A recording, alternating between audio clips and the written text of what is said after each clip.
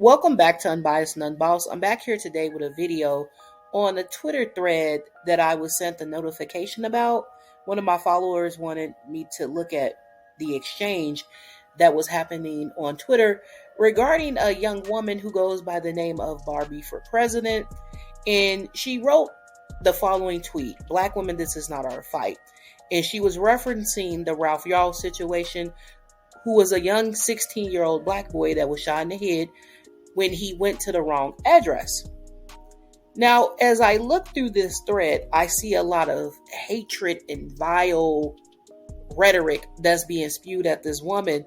And I thought to myself, for saying black women, this is not our fight. And so as I went through the thread, I noticed that a lot of the people who were saying these things to her were followers of Tariq Nasheed. Now, if you don't know who Tariq Nasheed is, he is the leader of the Foundational Black American Movement, or FBAs, and that movement focuses on getting reparations for people who are FBAs. If he's not talking about reparations, he is highlighting how tethers, which is non-black Americans, but who are black that have immigrated to the U.S., and are here disrespecting FBAs and aligning themselves with white supremacy. He made a statement similar to this young woman. However, there was really no disrespect or vile rhetoric that was being spewed at him.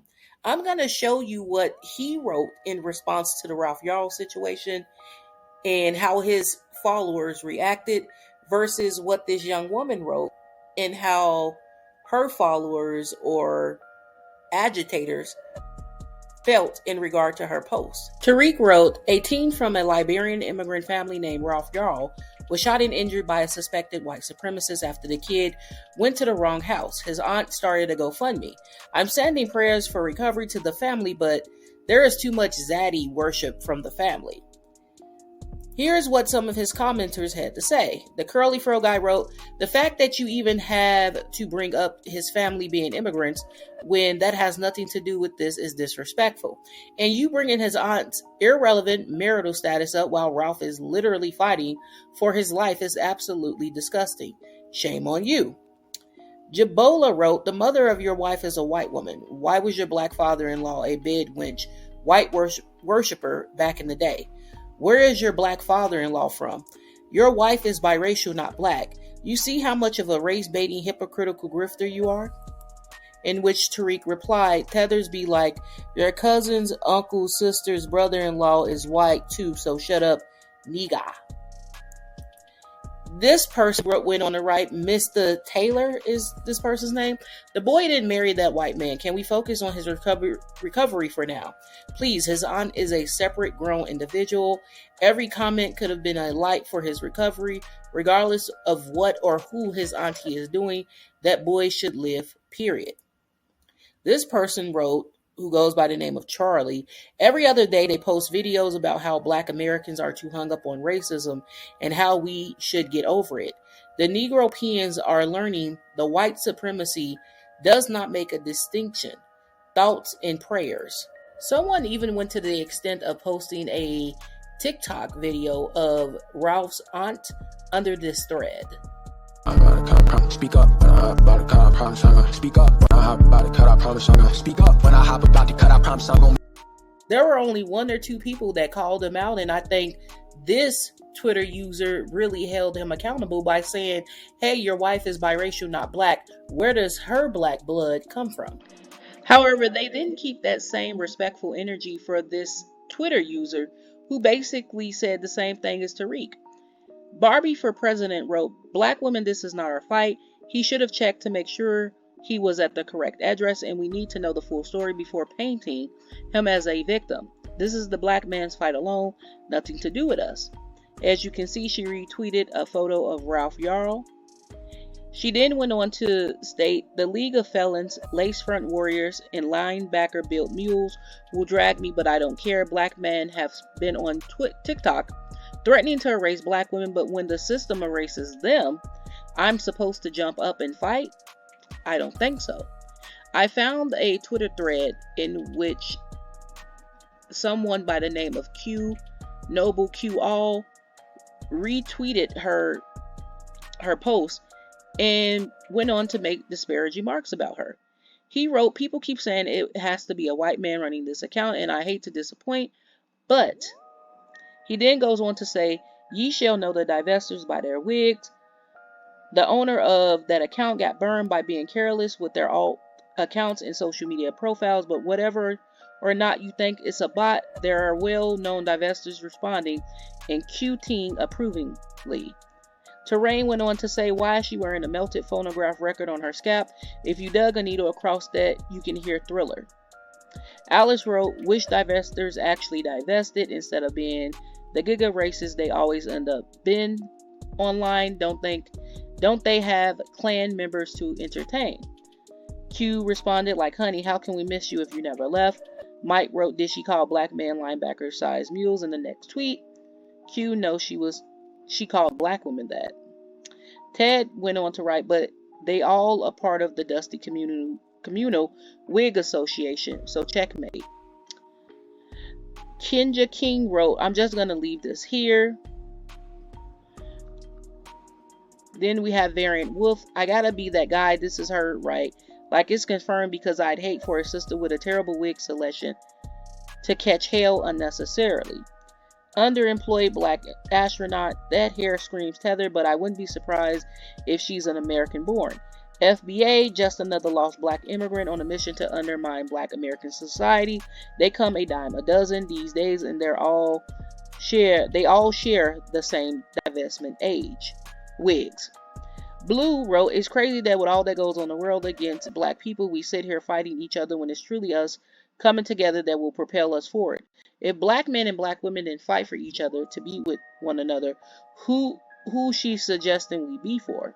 Someone basically made a post saying that the photo that we're seeing of this young lady is not her, and that she's been doxxed and they're using the incorrect photo.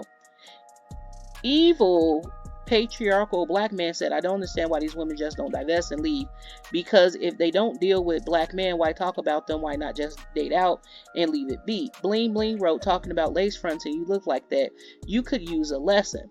Same OG, "I just reported the tweets. We are familiar with Twitter gender wars, but this person is going too dark." Aiden wrote, "This meme sums it up every time I log on the app." Carlos wrote, "Ain't no way she made a whole thread and turned her comments off, mainly because she didn't want nobody to challenge her, but also because she doesn't have proof of none she said." Queen Ebony wrote, "That's not a black American. She looks like she's from somewhere in Africa." D5 Trust, "There's definitely a white man associated with this account. The wig is from the Swirler Starter Pack." Someone then goes on to write, "Them eyebrows pissing me off. I just want to go up to her and..." You Blank Serving Millie Vanilli wrote, "The wigs always give it away." Sky wrote, "Pandering to alt-right is $1 million industry. Soon on Forbes, seeing it here first."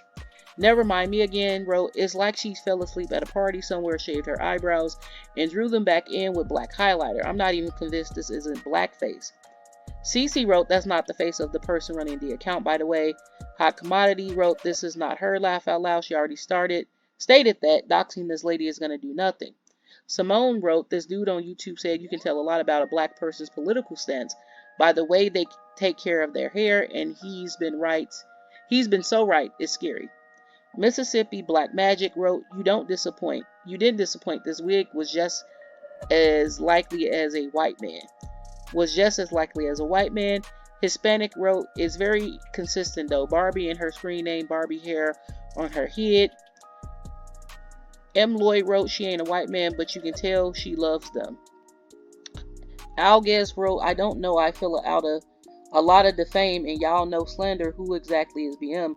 That's someone's initials, or she profiling." Senor Snow wrote, "That crusty wig tells me everything I need to know. She don't love herself. I'm not surprised." Phoenix wrote, "Cynthia fan." Jenny want, "This wig is pissing me off so bad. Oh my God." Integrationalism mistakes.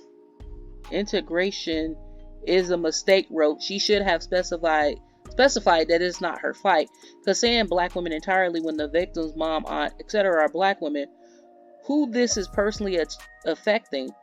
If she doesn't care, she should have just said nothing at all.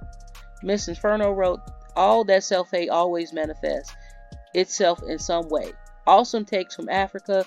Say what you want about the State Department, but their ability to have so much unpaid labor done for them is kind of phenomenal. Mr. Wap wrote, don't care who is running these accounts, they should be categorized as a hate group and reported. Interesting and mind-blowing how this young lady said something that was similar in tone and impact as Tariq Nasheed. However, she is the one that is disparaged and discriminated against in her own Twitter thread. Well, someone retweeted it and then a Twitter thread was formed. Listen, black women and black girls from all over the diaspora, we're tired of having to advocate, support, and be the backbone of a community that's hell-bent on destroying us. It is a fact that black women are being killed under every 5 hours a day in America. It's a fact that black men take to social media to curse us out and use white supremacist rhetoric against us. It's also a fact that black men have shown that they do not value us within the community. So why is it that when this young lady takes to Twitter to say, I'm not supporting or advocating for them, black women, this is not your fight, that people get upset and then go on a rant about her physical beauty? Because let's call it out for what it is. This is rhetoric that you would expect from a white supremacist. This is literally what they did back in the day. They talked about black women's hair. They talked about black women's features. They talked about our skin. That's literally what these people did. However, they won't say that their own actions is what has led to black women starting to divest from the community. They won't say it that way. They'll blame you. They're all complete narcissists because none of them could go against her actual point. With all that said, FBA's Foundation of Black Americans, Tariq needs to be careful how he speaks on social media. I wouldn't be surprised if they label FBA's a terroristic group. With all that said, I agree with what this young lady said. Sadly, I got to keep that energy for everyone, especially black men and black boys. You know, if it's not my fight, because honestly, if the situation was reversed and it was a young black woman, I doubt this would have even been a discussion on a black man's Twitter. Get in the comment section. Tell me what you thought about this video. Thanks for watching.